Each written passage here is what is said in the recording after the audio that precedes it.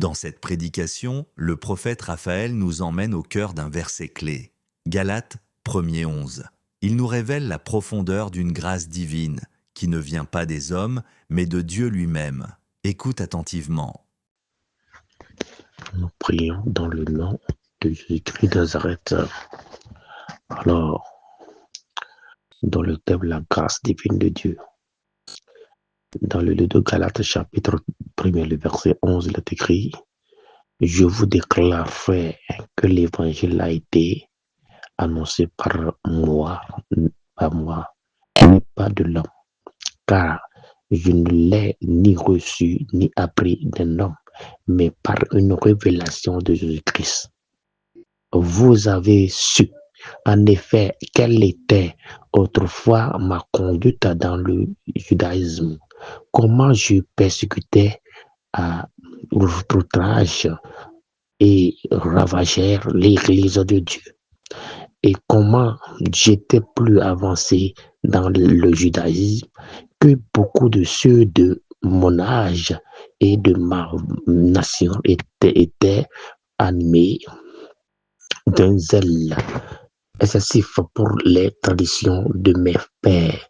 Mais lorsqu'il plut à celui qui m'avait mis à part dès le sein de ma mère et qui m'a appelé par sa grâce de révéler à moi son Fils afin que je l'annonçasse parmi les païennes, c'est-à-dire aussitôt je ne consultais ni la chair ni le sang, et je ne montai point à Jérusalem vers ceux qui furent apôtres avant moi, mais je partis pour l'Arabie, puis je reviens encore à Damas. Alléluia.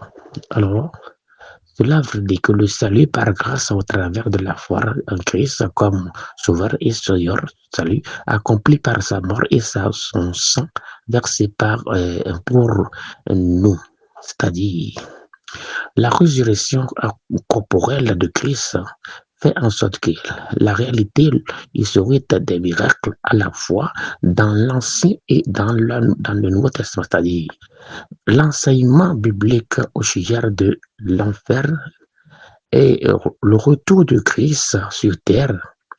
Et on trouve des passages similaires comprenant les avertissements contre les faux prophètes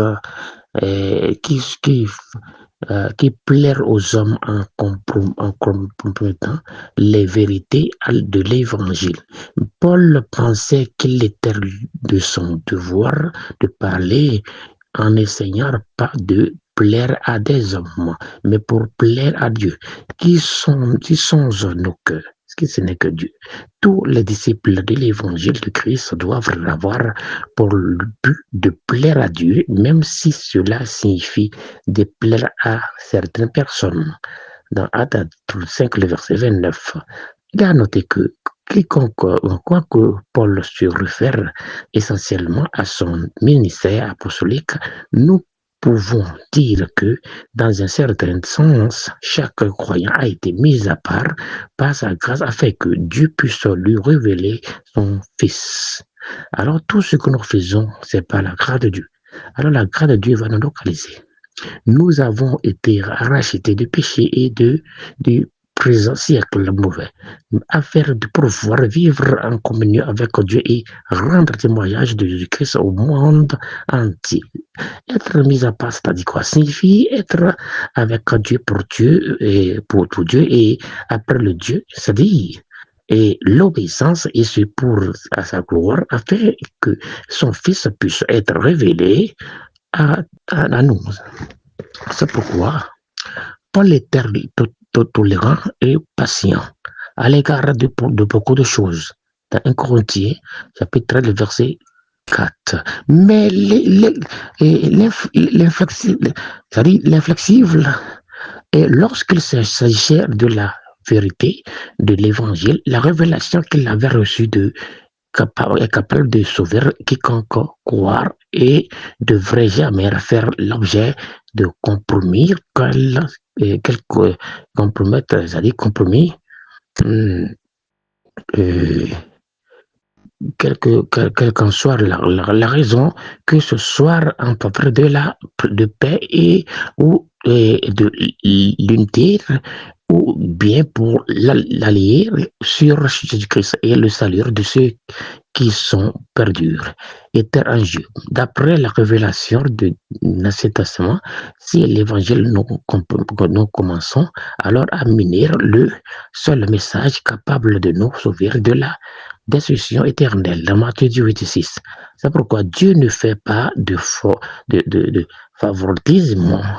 Et si ne préfère pas une personne à une autre sur une position ou de ses talents, et ce n'est pas de talent, c'est dans Job 34 du 9, Ephésiens 6, 9, Dieu regarde au, au, au cœur de l'homme, c'est-à-dire à son fort intérieur, le cœur se tourne sincèrement vers lui dans l'amour.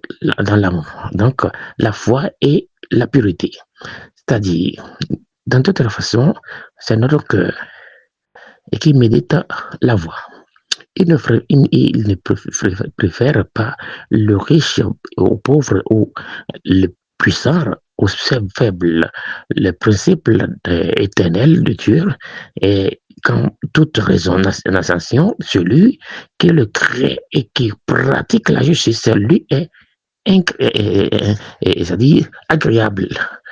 C'est pourquoi il a noté dans Jean 13, 29, il y en aura toujours autour de nous quelqu'un dans le besoin. Nous devons apporter une aide matérielle aux pauvres, surtout frères en la foi. Nous devons également prier pour eux et tous serviteurs de Dieu ou dirigeants et spirituels coupables d'erreur ou d'hypocrisie et doit être répété.